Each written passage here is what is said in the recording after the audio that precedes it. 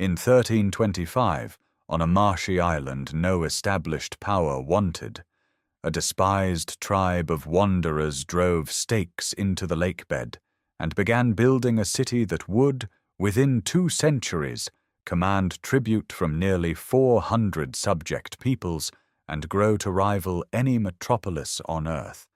The Mexica had no homeland, no allies, no legitimacy. They had only a prophecy, a war god's promise, and an unrelenting will to transform themselves from outcasts into emperors. This is their complete story. It begins not with Tenochtitlan, but 1,000 years earlier, in the Olmec heartlands and the colossal avenues of Teotihuacan, where the cultural foundations of Mesoamerica were laid down in stone and blood.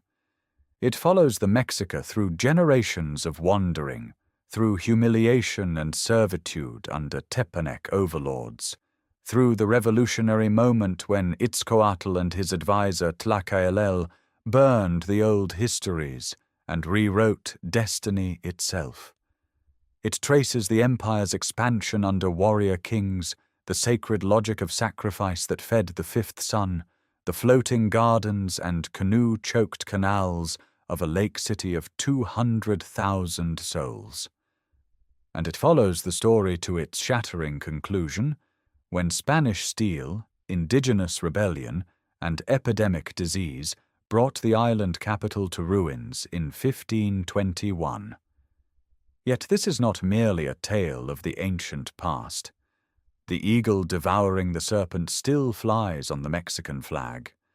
Nahuatl words live in every language that speaks of chocolate, tomato, or avocado.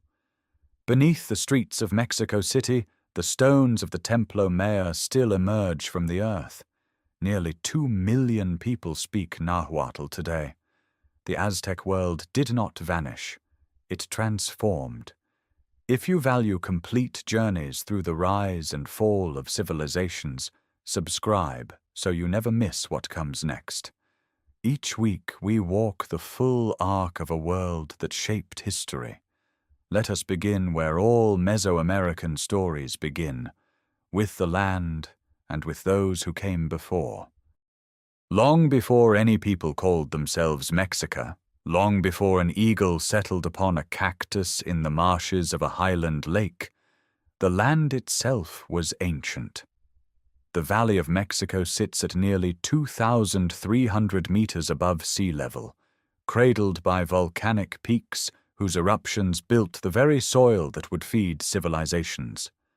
5 interconnected lakes, Texcoco, Xaltocan, Zumpango, Chalco, and Xochimilco, spread across the basin floor, their waters shifting between fresh and saline, their shores thick with reeds and waterfowl.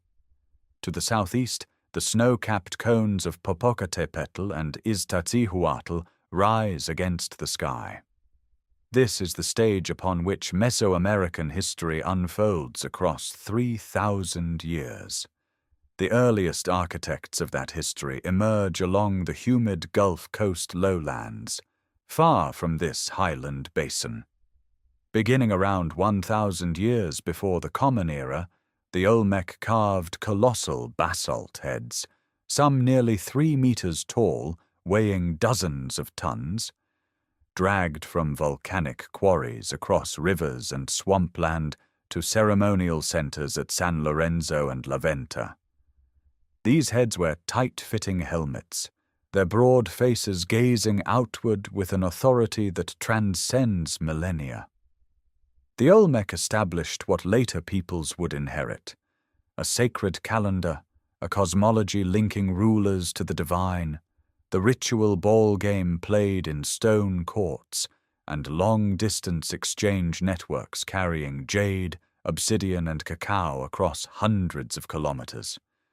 Their influence radiated outward like ripples in still water, touching every subsequent civilization in the region. Centuries pass, the Gulf Coast centers decline, and in the basin of Mexico, something unprecedented rises. By the 1st century of the Common Era, Teotihuacan begins its ascent, not gradually, but with astonishing speed.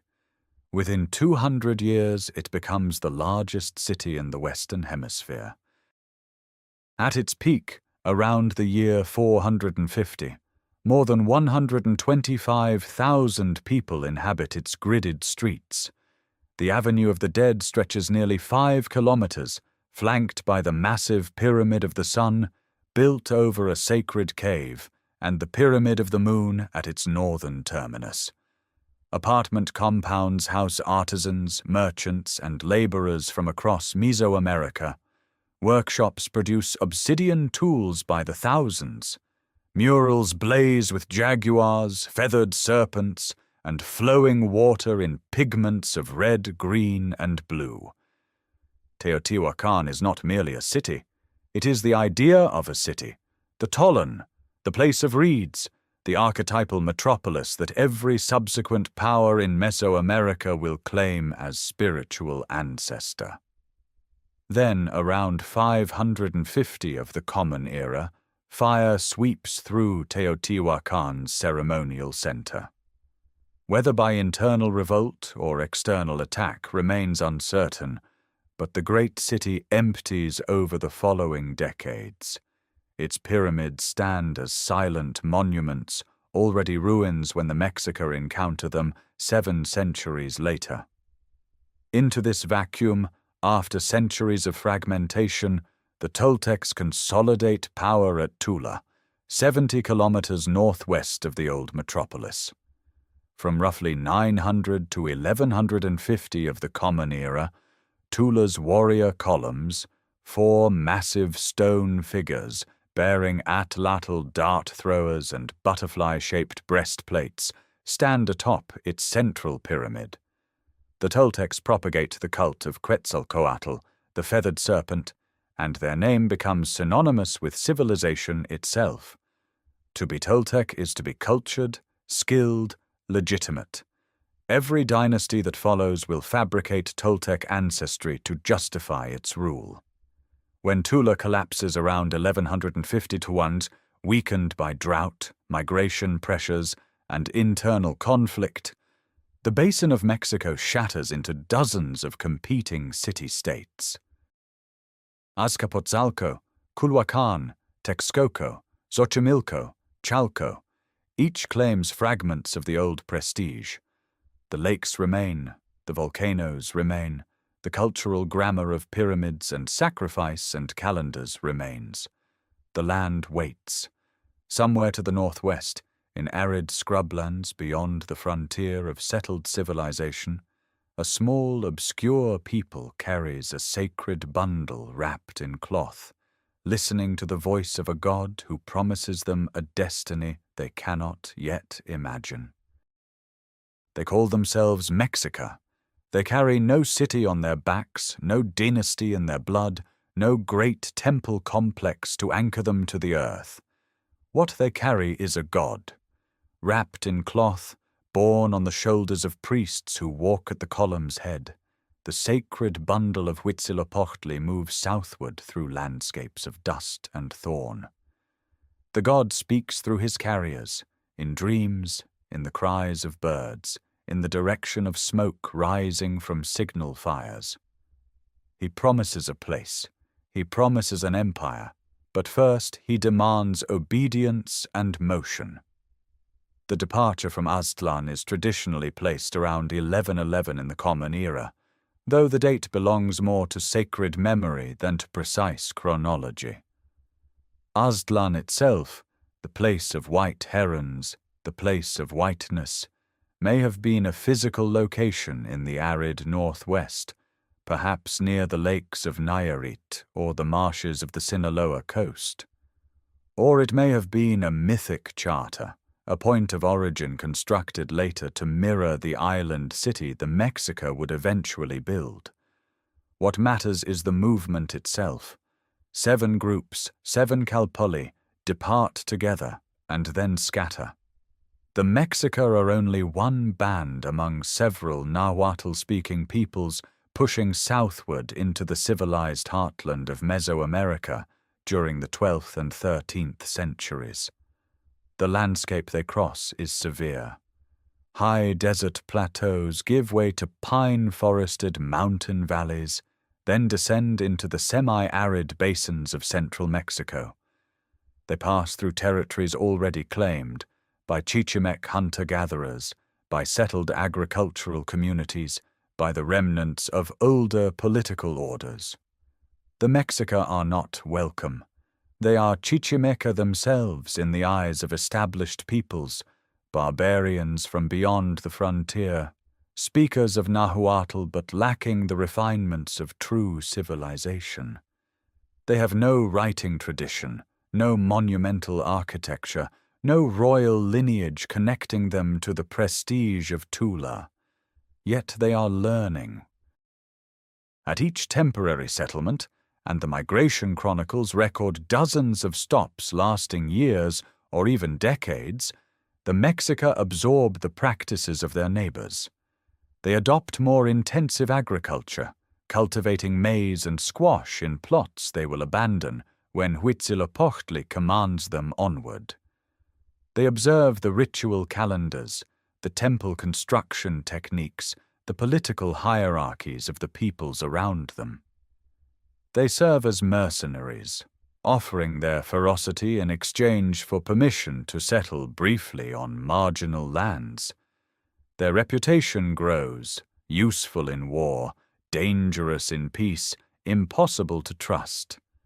Sometime in the mid-13th century, the Mexica reach the Basin of Mexico. The Great Lake system spreads before them: Texcoco, Xaltocan, Zumpango, Xochimilco, Chalco, ringed by volcanic peaks and dotted with prosperous city-states. Azcapotzalco dominates the western shore. Culhuacan, claiming direct descent from the Toltec royal line, holds the southern peninsula. Texcoco commands the eastern bank. These are established powers with stone palaces, functioning tribute systems, and centuries of legitimacy. The Mexica have none of these things.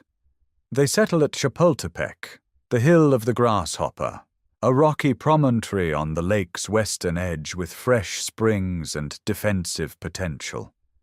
For a time they hold it, but around 1299, a coalition of neighboring city-states, alarmed by these aggressive newcomers, attacks and scatters them. The defeat is total. Mexica leaders are captured and sacrificed. The survivors flee to the marshes, humiliated and leaderless. They throw themselves on the mercy of Culhuacan, whose rulers assign them to the snake-infested lava fields of Tizapan, expecting the wasteland to destroy them. Instead, the Mexica eat the serpents and thrive. They serve Culhuacan as warriors, proving their value in battle. But their relationship with their hosts ends in horror. Later accounts describe a ritual involving the flaying of a Culhua princess that so revolts the Culhua king, he drives the Mexica out into the marshes of the lake once more. Now they are truly homeless, refugees crouching among the reeds on the uninhabited islands at the center of Lake Texcoco, surrounded by enemies on every shore. The sacred bundle still rides on priestly shoulders. The god still whispers. Somewhere in these salt marshes, among the mud and the herons, the Mexica will find what Huitzilopochtli promised.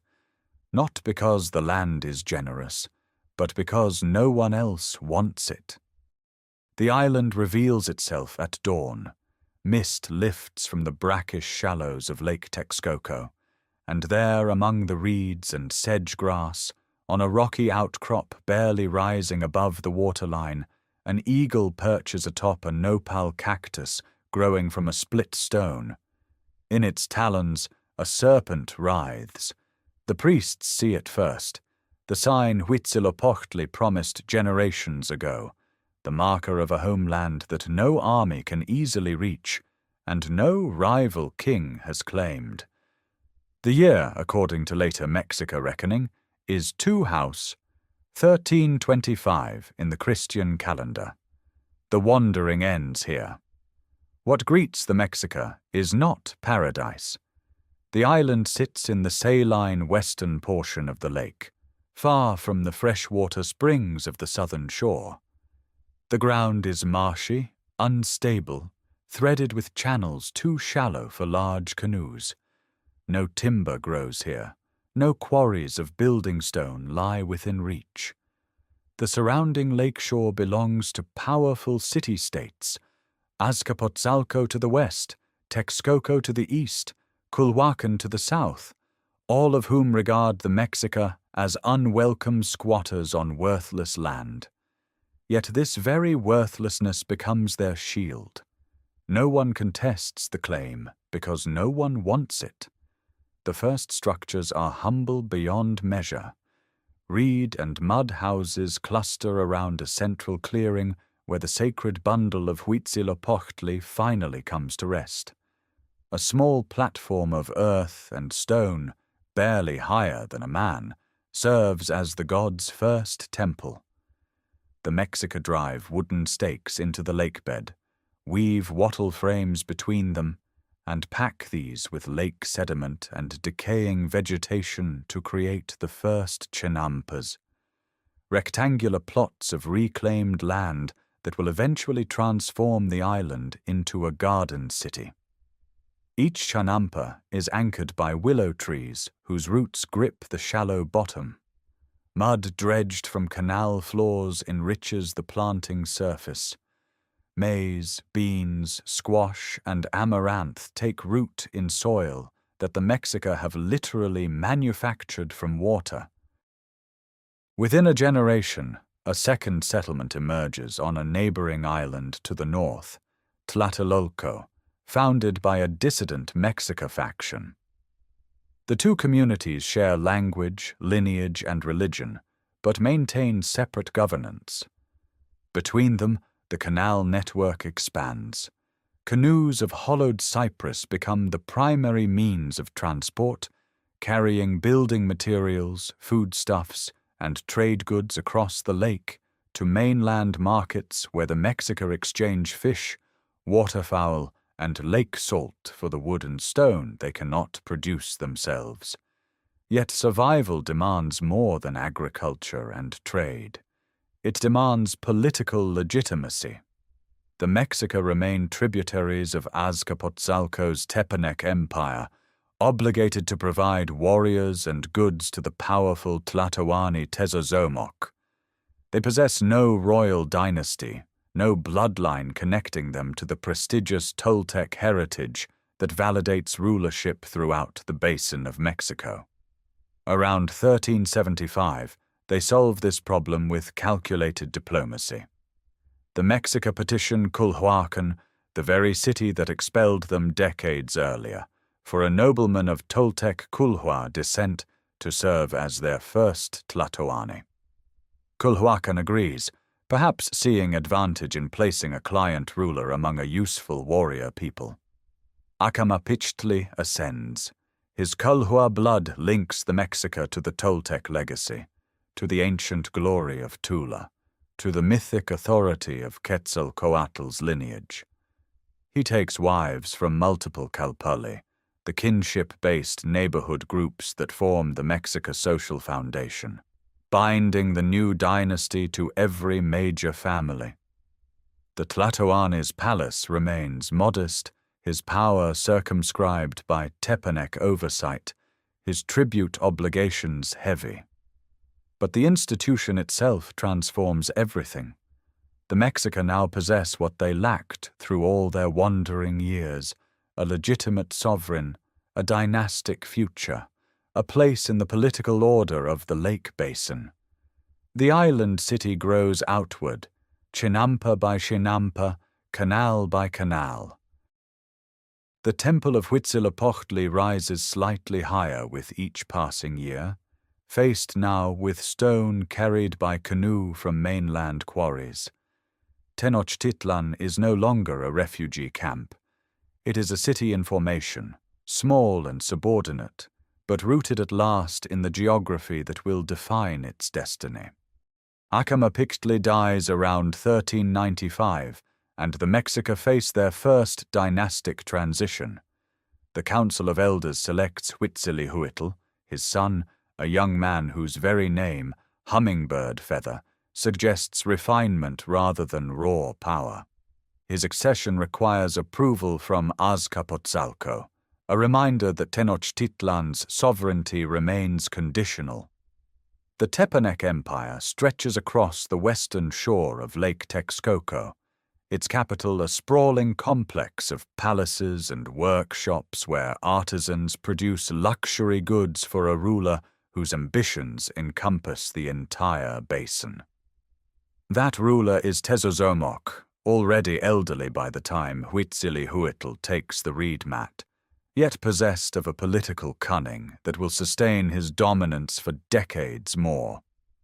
Tezozomoc's palace at Azcapotzalco rises in terraced platforms of adobe and stone, its courtyards shaded by cotton awnings, its storerooms heavy with tribute collected from dozens of subject communities.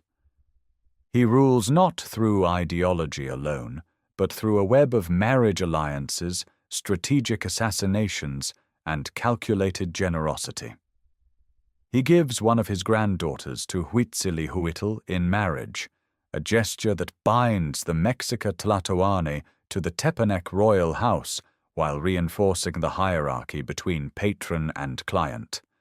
The union produces a son, Chimalpopoca, whose Tepanec maternal lineage will later prove both asset and liability. Under Tepanec direction, Mexica warriors march to war against rival city-states. They fight at Xaltocan, helping Tezozomoc crush the Otomi kingdom there around 1400. They campaign against Texcoco on the eastern shore, serving as shock troops in Tepanec imperial expansion. Each victory sharpens their military discipline.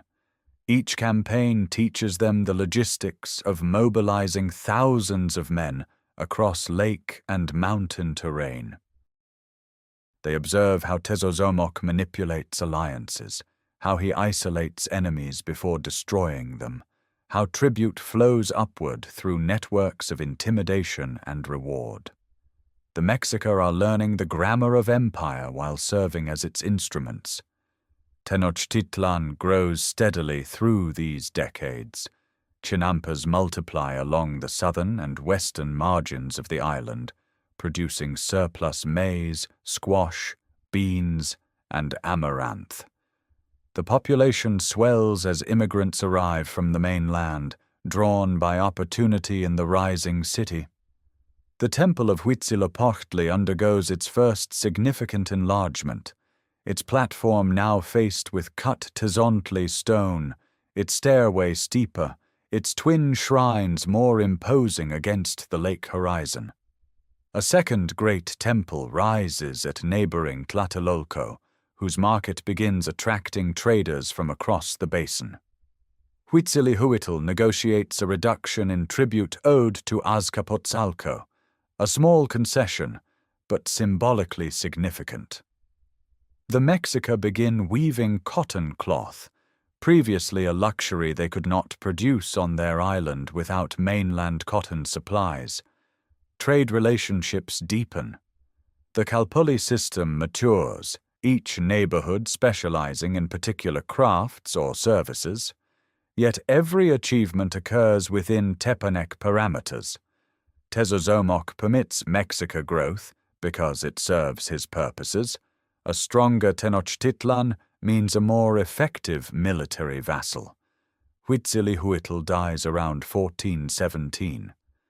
Chimalpopoca, his son by Tezozomoc's granddaughter, ascends the reed mat as a young man, perhaps still an adolescent. His Tepanec blood grants him privileged access to his great-grandfather's court. Tezozomoc reportedly favors him, granting Tenochtitlan further tribute reductions and permission to build an aqueduct from Chapultepec Springs. The relationship appears almost familial, but this intimacy masks a dangerous dependency. Chimalpopoca's legitimacy rests on Tepanec patronage, not on independent Mexica power. Then, in 1426, Tezozomoc dies.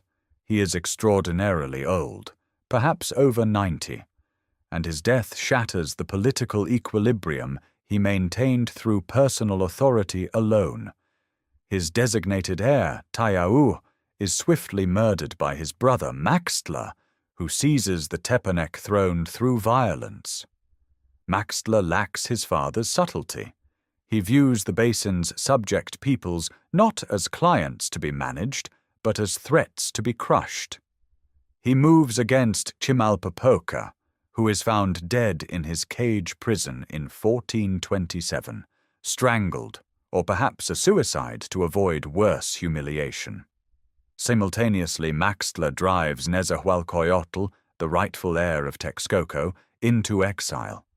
The basin holds its breath. Maxtla's brutality has accomplished what decades of subordination could not. It has given the Mexica cause and moral justification for rebellion.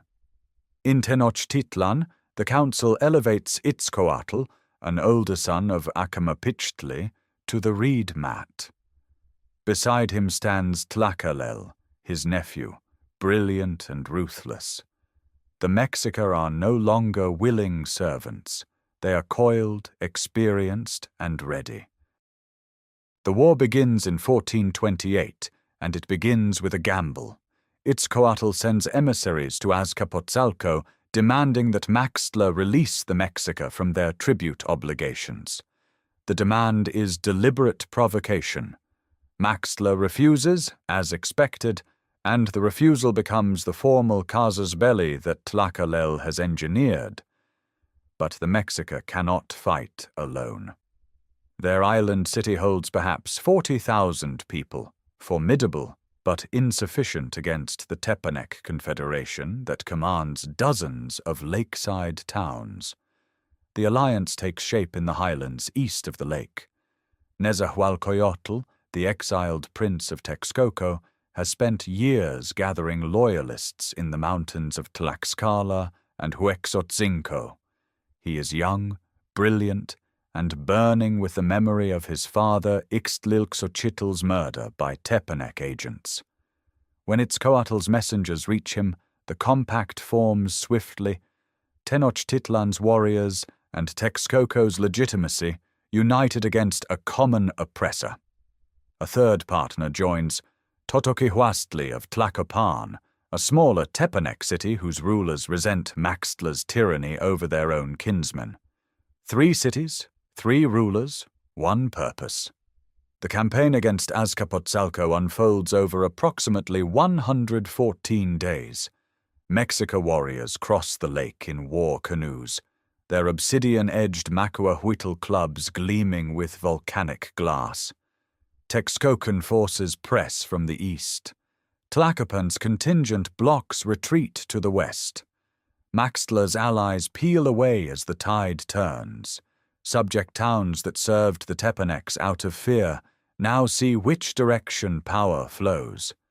Azcapotzalco's defenses crumble not merely from military pressure, but from political isolation. The city that dominated the basin for generations finds itself surrounded, its tributaries defecting, its granaries cut off. When the Allied forces breach Azcapotzalco's center, the destruction is systematic. The royal palace burns. The marketplace where Tepanec merchants once dictated trade terms across the valley is razed. Maxtla flees to the ritual sweat bath, the Temazcal, where he is found and killed. The city that humiliated the Mexica for a century is reduced to a slave market, its surviving population distributed among the victors.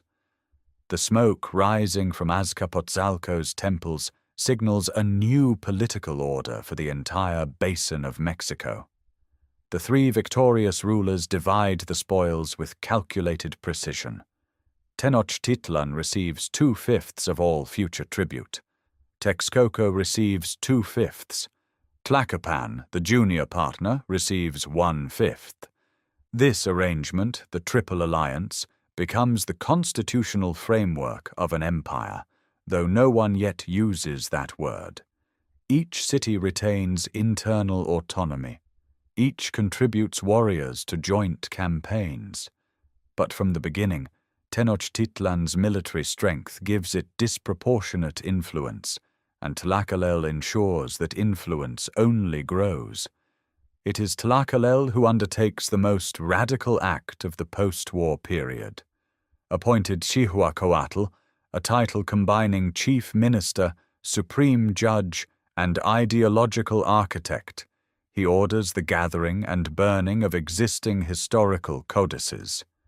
The painted books of the old order, recording the Mexica as wandering Chichimeca, as servants and tributaries, as latecomers to civilization, these are fed to flames. In their place, new histories are commissioned.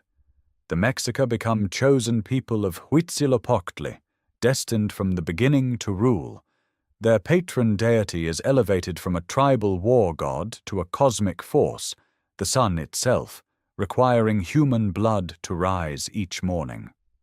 Warfare becomes not merely political expansion, but sacred obligation. Every conquered people, every captured warrior, feeds the machinery of the fifth sun. Itzcoatl rules until 1440, consolidating the new order. He redistributes conquered Tepanec lands to loyal warriors, creating a military aristocracy bound to the throne by grants of tribute and labor. The Calpulli system remains for commoners, but above it now rises a noble class whose power derives directly from imperial conquest.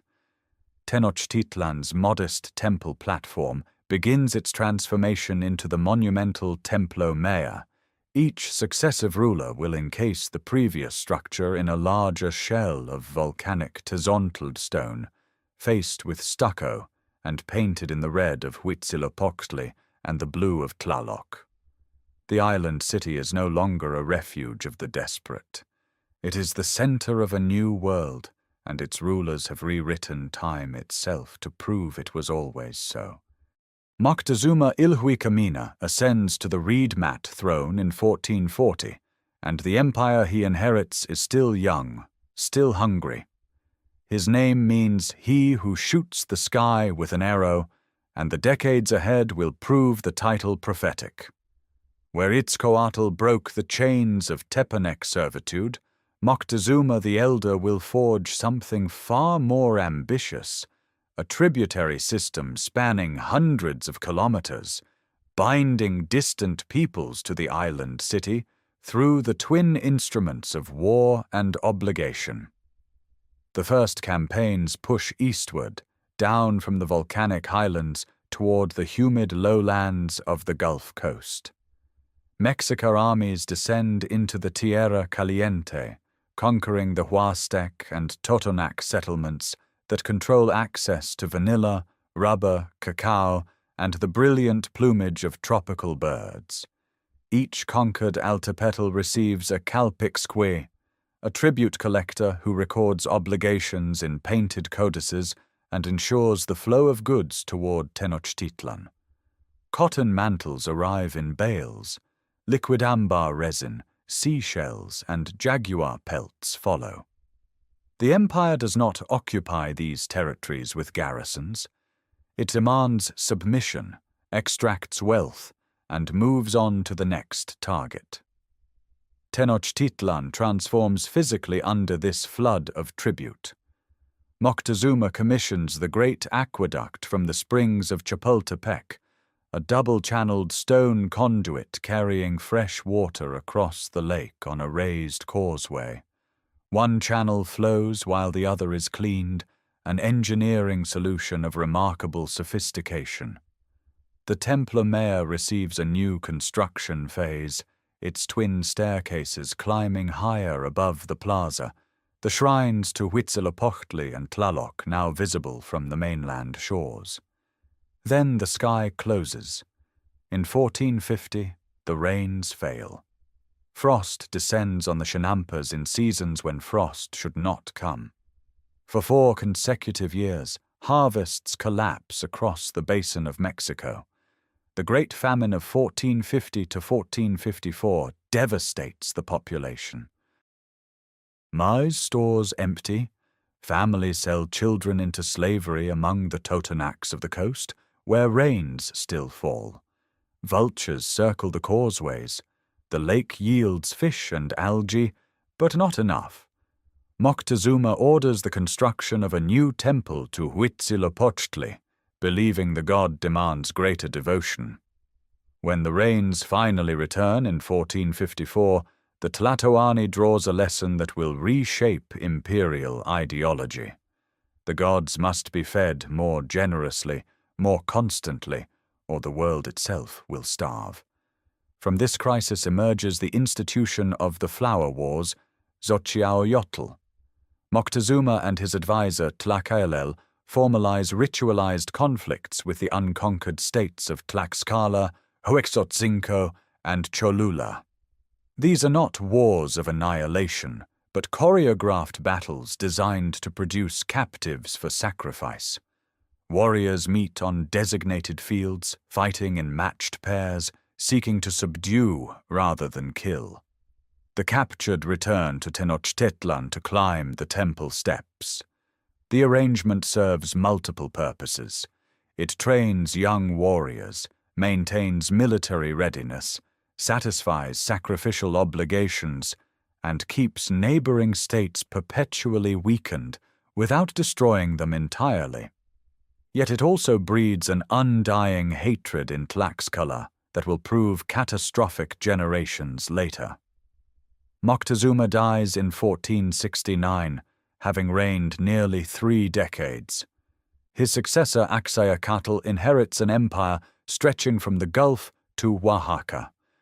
In 1473, Axayacatl turns inward, crushing the rival market city of Tlatelolco, Tenochtitlan's twin on the same island.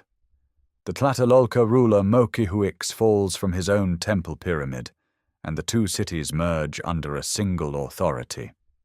Tenochtitlan now controls the greatest marketplace in all the Americas. But Axayacatl's ambition overreaches. Around 1478, he marches westward into Michoacán against the Tarascan Empire, the Purepecha state centered at Tzintzuntzan. At Taximaroa, his army meets a force equally disciplined, equally numerous, and fighting on home terrain. The defeat is catastrophic. Thousands of Mexica warriors fall. Axayacatl himself is wounded. The western frontier hardens into a permanent boundary the empire will never cross. The Tarascans remain unconquered, a reminder that the 5th son's children are not invincible, that the logic of endless expansion carries within it the seeds of its own limits. The western frontier sealed, the empire turns inward. By the 1480s, Tenochtitlan is no longer a city becoming, it is a city arrived. From above, the island spreads across Lake Texcoco like a geometric vision imposed upon water. 4 great causeways radiate outward toward the cardinal directions, north to Tepeyac, south to Iztapalapa, west to Tlacopan, and a shorter eastern spur, each wide enough for 8 men to walk abreast, each punctuated by removable wooden bridges that can be drawn up in times of war. Between these stone and earth arteries, the lake itself serves as highway. Thousands of canoes glide through a grid of canals that bisect the city into ordered quadrants, carrying firewood, fresh water, building stone, flowers, and human beings about their daily commerce. The freshwater problem, for Lake Texcoco is saline, was solved generations earlier. A double-barreled aqueduct runs from the springs at Chapultepec, its twin terracotta channels allowing one to flow while the other is cleaned. Fresh water pours into public fountains and reservoir basins throughout the city. And against the lake's seasonal flooding, The Great Dike, attributed to Nezahualcoyotl of Texcoco, stretches 16 kilometers across the water, a massive earthen and stone barrier separating the brackish eastern waters from the fresher western lagoon surrounding the island.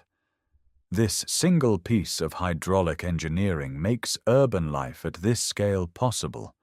The chinampas extend outward from the island's southern edges into the shallower waters of lakes Xochimilco and Chalco.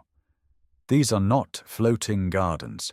They are anchored, permanent agricultural plots built by staking willow branches into the lakebed, layering mud and decaying vegetation between them until a fertile rectangle rises just above the waterline. Willow roots bind the structure. Farmers dredge nutrient-rich muck from canal bottoms to replenish the soil.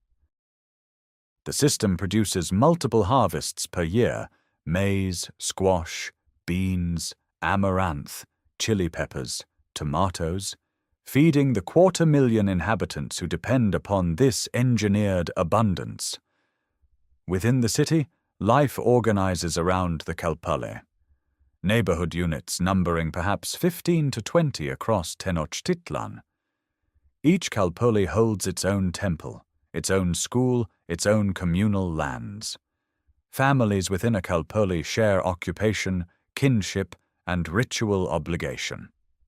The Masahualtin, commoners, rise before dawn. Women kneel at grinding stones, working dried maize into dough for tortillas over charcoal fires. Men depart for chinampa fields or artisan workshops. Children attend the Telpochcali, learning warfare, history, and civic duty through labor and discipline.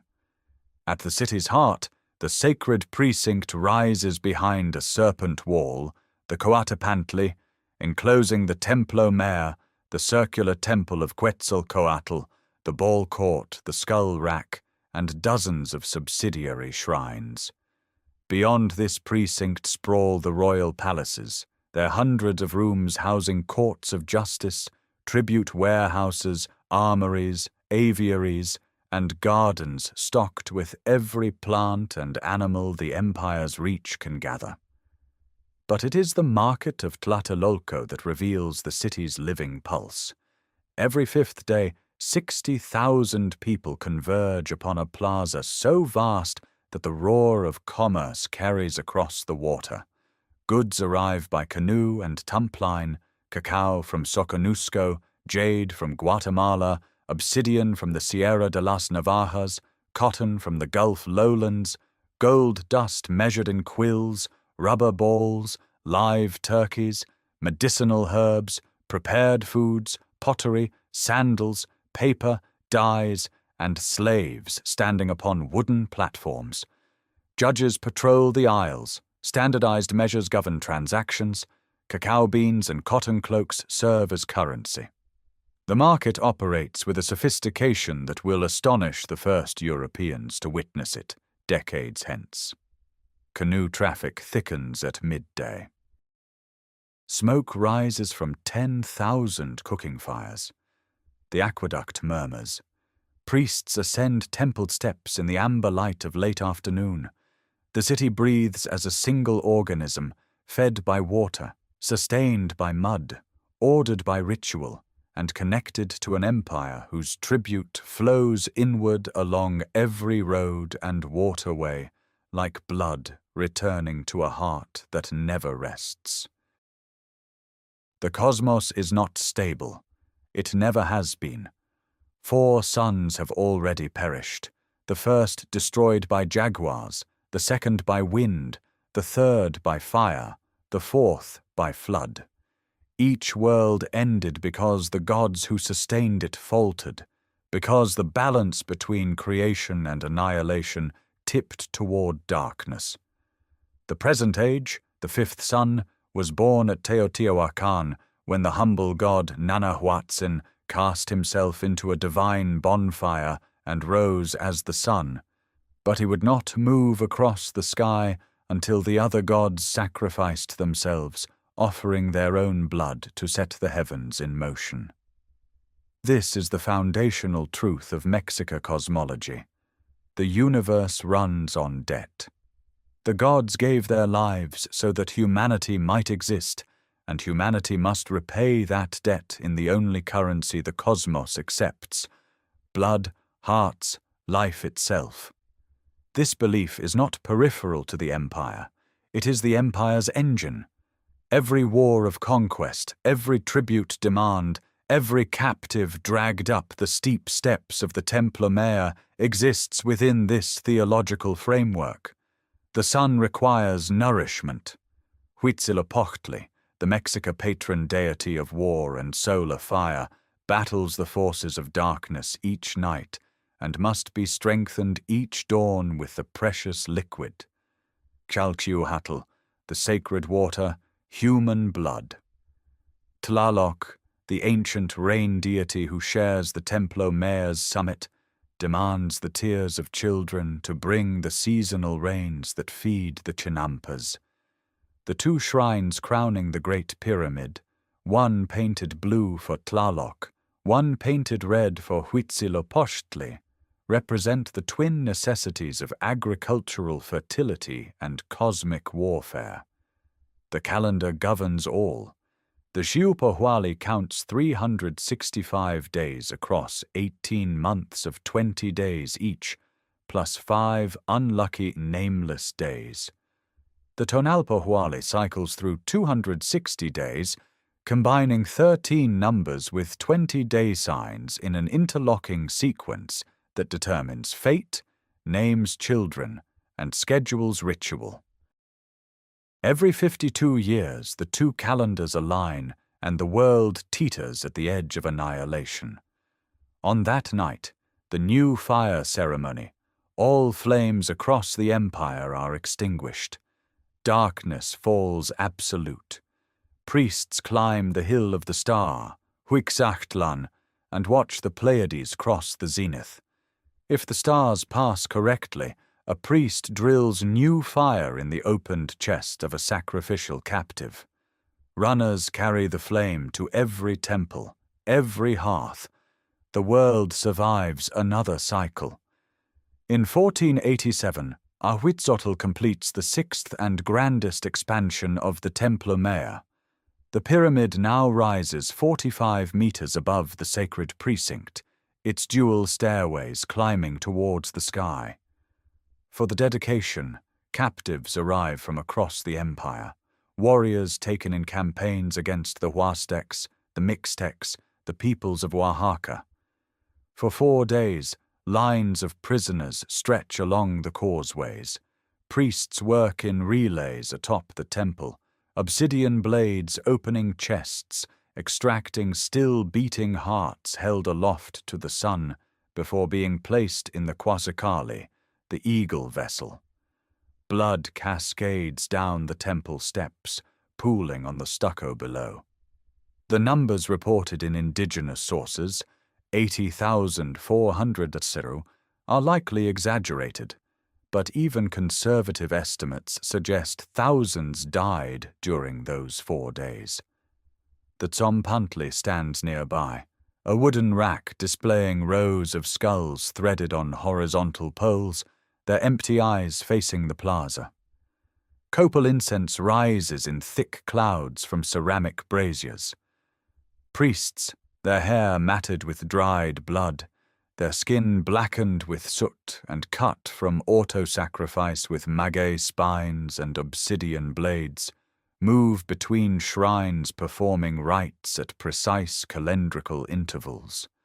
They have trained since youth in the Kalmakak, memorizing hymns, astronomical cycles, and the sacred histories painted in screenfold codices. The sunstone, a massive basalt disc carved during this era, encodes the cosmological narrative in concentric rings. At its center, the face of Tonatiuh, or the earth monster Tlaltecuhtli. Around it, the glyphs of the 4 previous suns, the 20 day signs, solar rays, and twin fire serpents. It is theology rendered in stone, a declaration that this world exists on borrowed time, sustained only by the perpetual offering of what is most precious. The empire does not merely practice sacrifice, it exists because of sacrifice.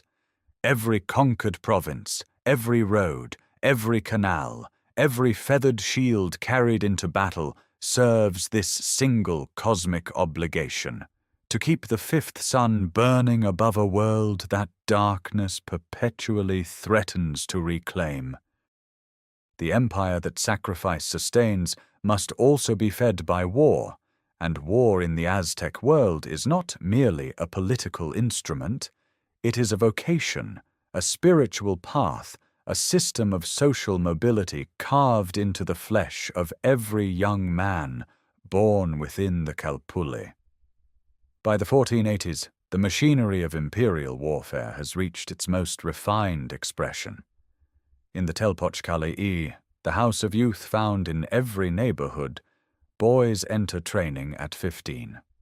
They sleep on hard mats, rise before dawn, carry firewood, sweep temple courtyards, and learn the handling of the mekwa huetl, the flat wooden club edged with razor-sharp obsidian blades capable of severing a horse's head in a single stroke, as later Spanish accounts would attest.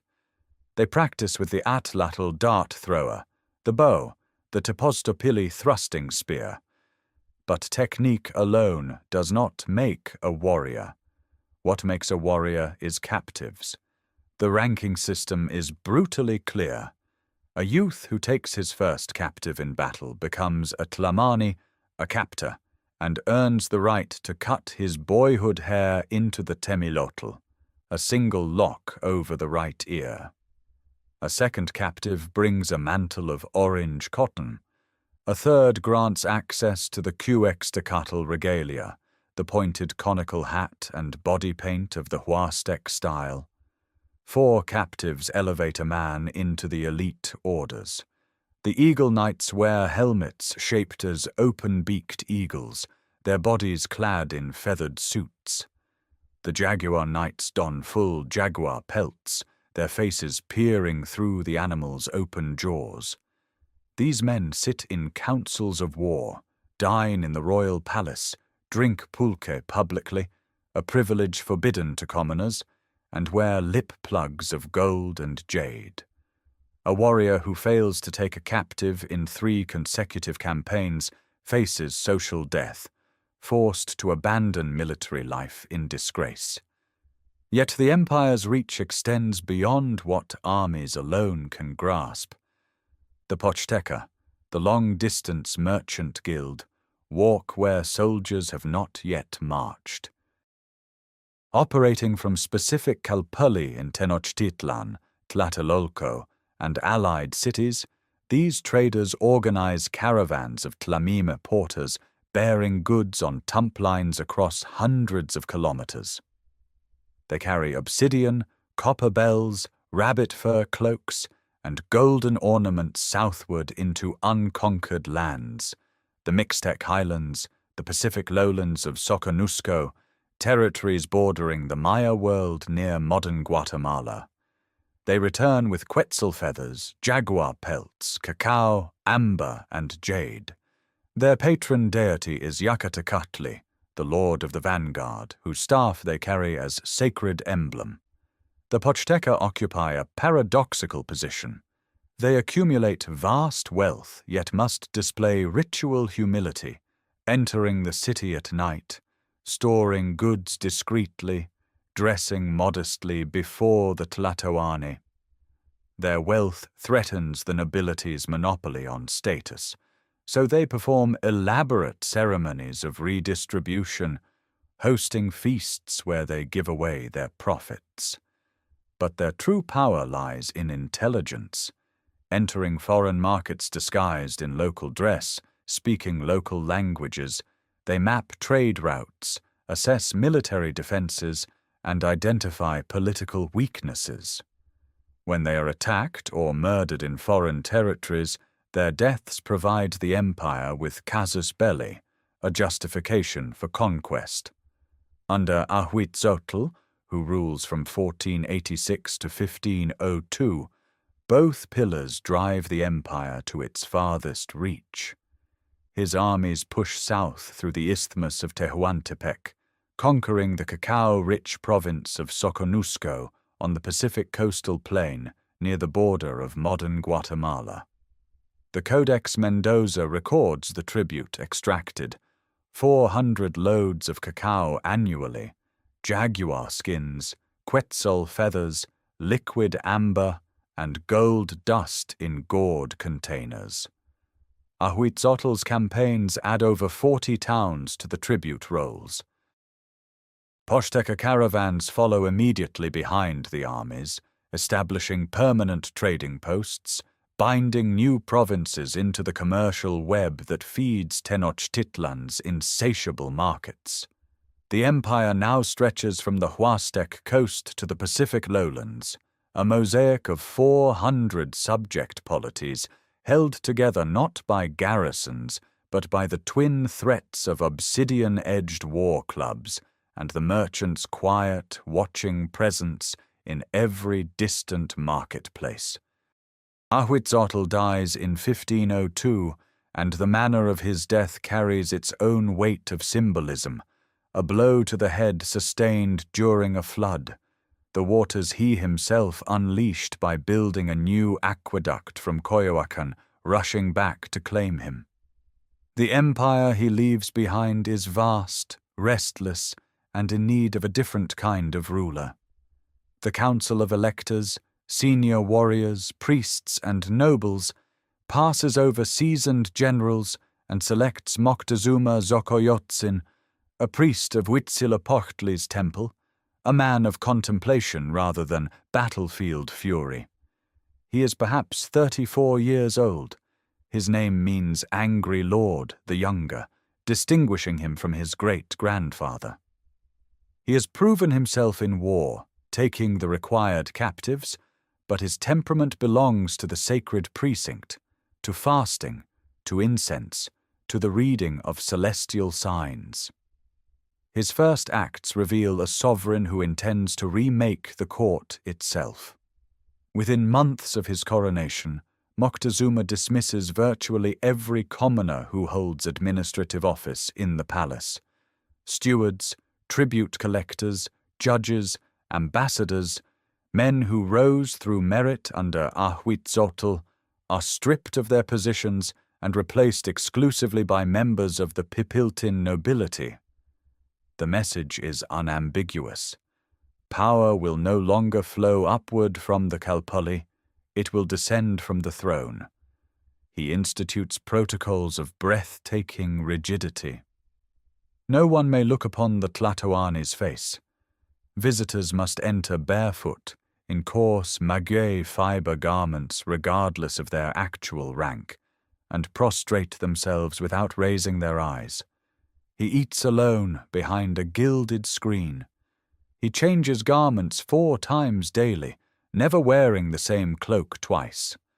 The palace itself expands, hundreds of rooms, separate courts for music, for justice, for the housing of exotic animals, for the preparation of hundreds of dishes served at each meal. This centralization extends beyond ceremony into governance. Moctezuma tightens control over tributary provinces, demanding more frequent accounting, dispatching noble-born Calpixque tax collectors who answer only to him. The tribute rolls swell.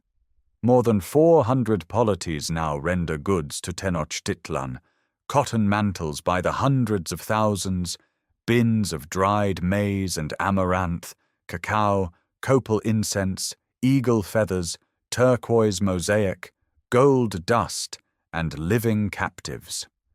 The empire reaches its maximum territorial extent, pressing into the Mixtec highlands, consolidating Gulf Coast provinces, maintaining pressure on the unconquered Tlaxcalan Confederation through perpetual flower wars.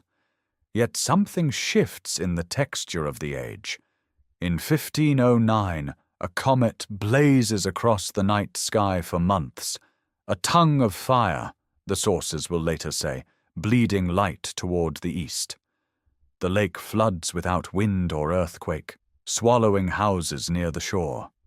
The temple of Huitzilopochtli catches fire spontaneously, and no amount of water extinguishes the flames until the structure is gutted.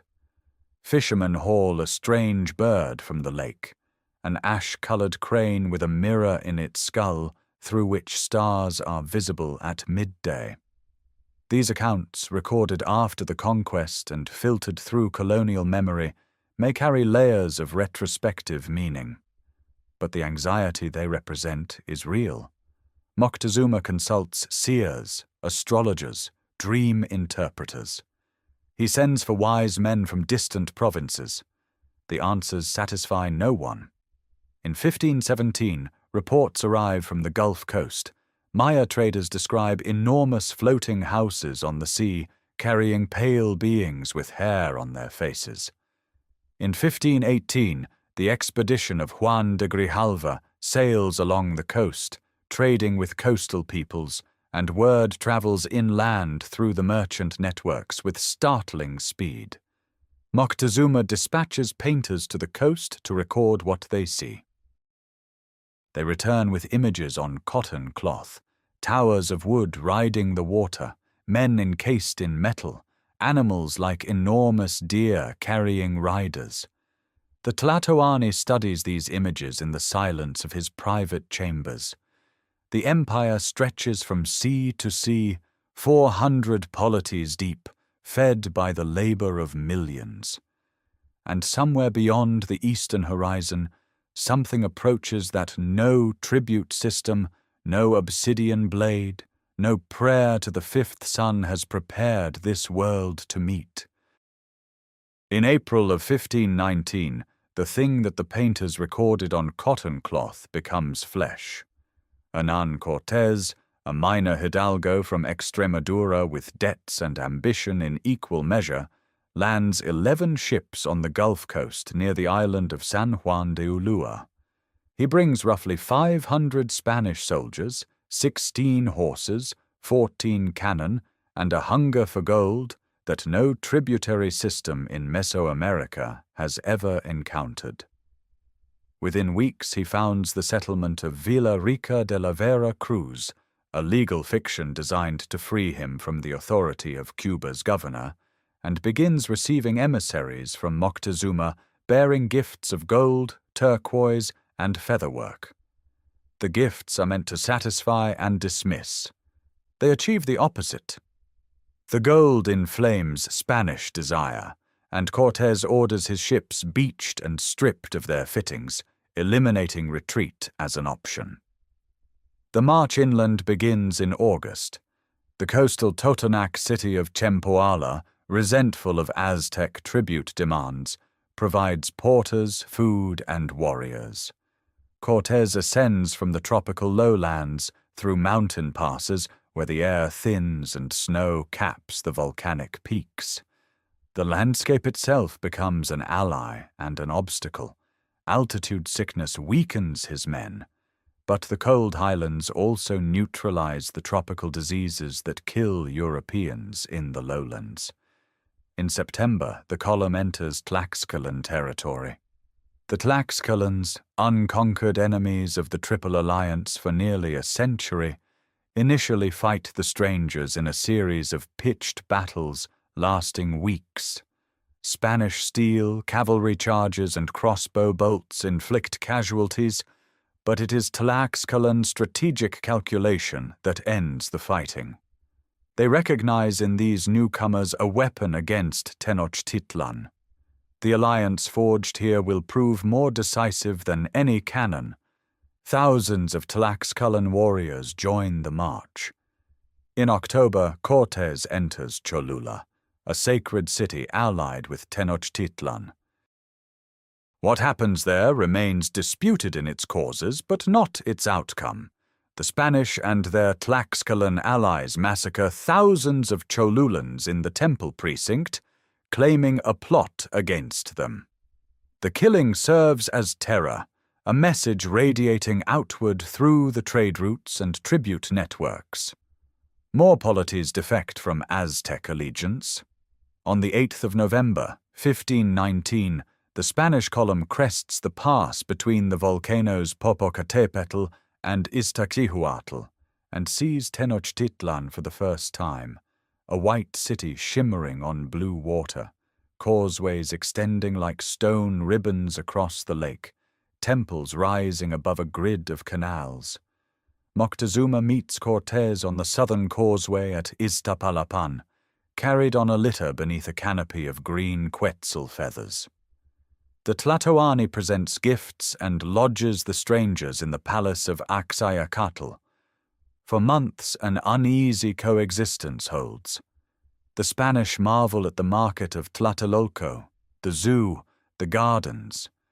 They also seize Moctezuma as a hostage within his own capital, a slow humiliation conducted behind palace walls.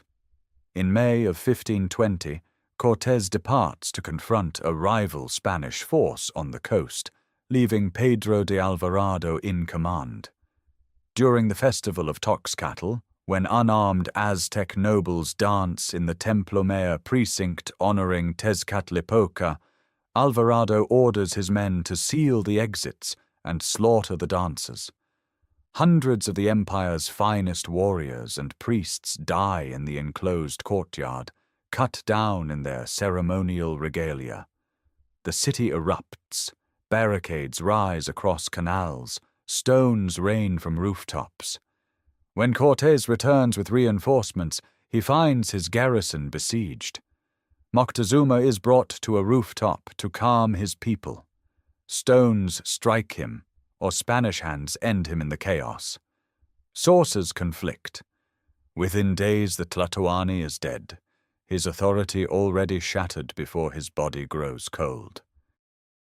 The empire that stretched from sea to sea now convulses around a wound it cannot close, its sacred center profaned, its ruler fallen, its enemies multiplying inside and beyond its borders.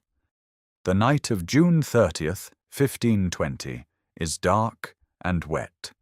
Rain falls across Lake Texcoco, muffling sound, reducing visibility to the length of a causeway span. The Spanish and their Tlaxcalan allies move in a long column toward the Tlacopan causeway on the western edge of the island, carrying a portable wooden bridge to cross the gaps where sections have been removed. They carry gold, too much gold. Soldiers have stuffed their doublets with looted treasure, and the weight of it will drag many beneath the black water before dawn. The alarm sounds. Drums thunder from the Templo Mayor. Thousands of canoes materialize on the lake surface, warriors paddling hard through the rain. The portable bridge jams in the first gap, wedged by the press of bodies and impossible to extract. Men fall into the breach, Spaniards in steel armor sinking instantly, Tlaxcalan allies crushed beneath the weight of those behind. The column fragments. Rear guards are overwhelmed, horses scream and topple from the causeway edge. By the time the survivors reach the mainland shore at Tlacopan, more than 600 Spaniards are dead, along with thousands of indigenous allies. The cannon are lost. Most of the gunpowder is gone. The gold lies at the bottom of the lake channels. Cortés regroups at Otumba, where a Mexican army attempts to finish the retreating column. The Spanish win a desperate cavalry engagement by killing the enemy Amanda and seizing his battle standard. The survivors limp into Tlaxcalan territory, broken, reduced, but alive, because Tlaxcala's hatred of Tenochtitlan outweighs any temptation to destroy these weakened strangers. In the capital, Cuitlahuac takes power. He is Moctezuma's brother, a proven war leader, and he immediately reorganizes the city's defenses, sends emissaries to potential allies, and prepares for the inevitable return. But an invisible enemy has already entered the basin. Smallpox, carried by an infected African servant in the Spanish expedition, spreads through populations with no immunity. The disease moves faster than any army. Pustules cover the skin. Victims die within days, their bodies filling houses where no one remains healthy enough to bury them. Cuitlahuac himself succumbs after only 80 days of rule. The epidemic kills perhaps 40% of the basin's population through the winter of 1520 into 1521. Cuauhtémoc, a young nephew of Moctezuma and son-in-law of the dead Tlatoani, ascends to leadership of a devastated city. He inherits an empire whose tributary system is collapsing. Subject peoples see the plague and the Spanish return as signs that Tenochtitlan's power is broken. Cortés spends months at Texcoco, building 13 brigantines, flat-bottomed sailing vessels designed for lake warfare. Tlaxcalan porters carry prefabricated timber and rigging over the mountain passes. By late May of 1521, the ships are launched. They give the Spanish control of the lake surface, neutralizing the canoe fleets that had devastated the retreat months before. The siege begins. 3 Spanish columns advance along the 3 main causeways, while the brigantines patrol the waterways, cutting supply lines. Cortés adopts a strategy of total destruction. Each block of houses captured is leveled, the rubble pushed into canals to create solid ground for cavalry. The city cannot be starved quickly because chinampas within the island still produce food, but the aqueducts from Chapultepec are severed early. Fresh water becomes the first casualty. For 75 days, the city resists.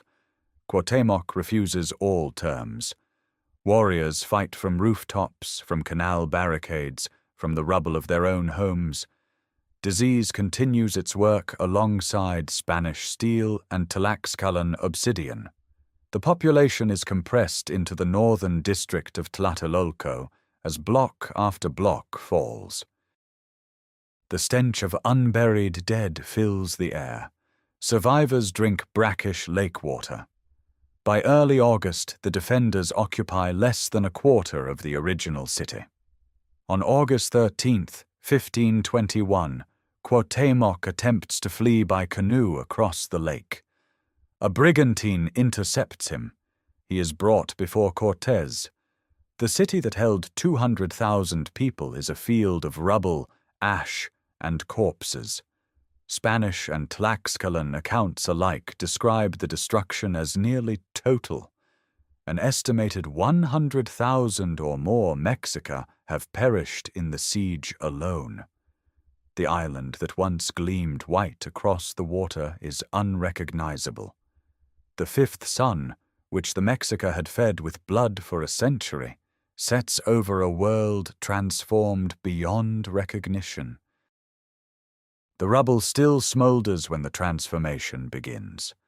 Within weeks of Cuauhtémoc's capture, Spanish laborers and indigenous workers conscripted under the encomienda system begin dismantling what remains of the Templo Mayor.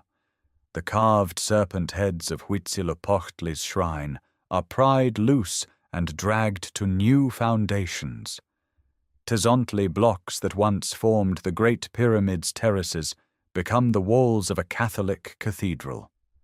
By 1524, the first stones of what will become the Metropolitan Cathedral of Mexico City rest directly upon the sacred precinct, where priests once ascended to feed the sun.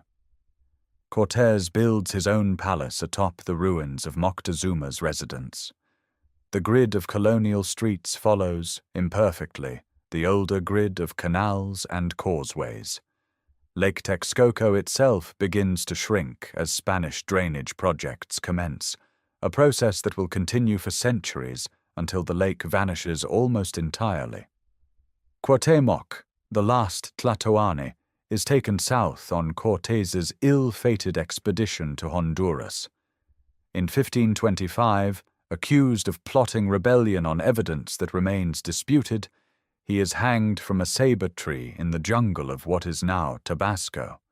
His death severs the royal lineage, but it does not sever the people from their language, their agricultural knowledge, or their sense of identity. Colonial rule imposes the encomienda, then the repartimiento, extracting labor from Nahua communities for mines, haciendas, and construction.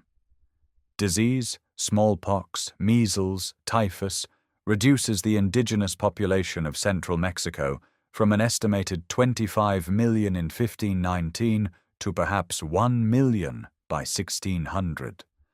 Yet within this catastrophe, preservation occurs. Franciscan friars, seeking to understand the people they aim to convert, collaborate with Nahua elders. Bernardino de Sahagún begins work in 1545 on what will become the Florentine Codex, 12 volumes in Nahuatl and Spanish recording cosmology, history, natural history, and daily life in extraordinary detail. The Codex Mendoza, commissioned around 1541, preserves the tribute lists and conquests of the empire in pictographic form. Indigenous scribes trained in both traditions produced dozens of documents: the Codex Borbonicus, the Codex Telleriano Remensis, bridging two worlds. Nahuatl survives not as a relic, but as a living administrative language throughout the colonial period. Courts accept testimony in Nahuatl. Land titles are recorded in it. The language absorbs Spanish loanwords and continues evolving. In villages across the Valley of Mexico, in the Sierra Norte of Puebla, in the Huasteca, communities maintain agricultural festivals whose rhythms echo pre-conquest calendrical cycles, now draped in Catholic imagery, saints standing where deities once stood, maize offerings blessed by priests who do not fully understand their deeper grammar. 3 centuries pass. In 1821, Mexico achieves independence from Spain, and the new nation reaches backward for symbols of legitimacy that predate colonialism. The eagle perched upon a cactus devouring a serpent, the founding vision of Tenochtitlan, becomes the emblem of the Mexican Republic. It appears on the flag, on currency, on government seals. The Aztec past transforms from conquered history into national origin myth. On February 21, 1978, electrical workers digging beneath a street adjacent to the Metropolitan Cathedral strike a massive carved stone. It depicts Coyolxauhqui, the moon goddess, dismembered by Huitzilopochtli at the moment of his birth. The discovery launches the Templo Maya project, systematic excavation of the sacred precinct buried beneath colonial and modern construction. Layer by layer, archaeologists uncover 7 phases of temple construction, thousands of offerings, sacrificial knives, jade masks, and the Tzompantli skull rack containing hundreds of skulls. The site becomes a museum and a UNESCO World Heritage Landmark, drawing the buried city back into visibility. Today, approximately 1.7 million people speak Nahuatl across Mexico. Words of Nahuatl origin, chocolate, tomato, avocado, coyote, circulate in dozens of global languages.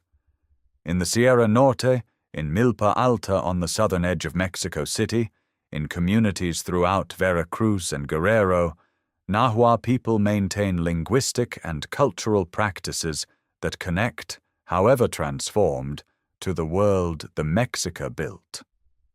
The fifth sun did not end on that August day in 1521. It changed form, went underground, endured in syllables and seeds and stone, and it endures still. Thank you for joining this journey through the world of the Aztec Empire. If these stories have moved or illuminated something for you, consider subscribing so you never miss a new exploration into the civilizations that shaped our world.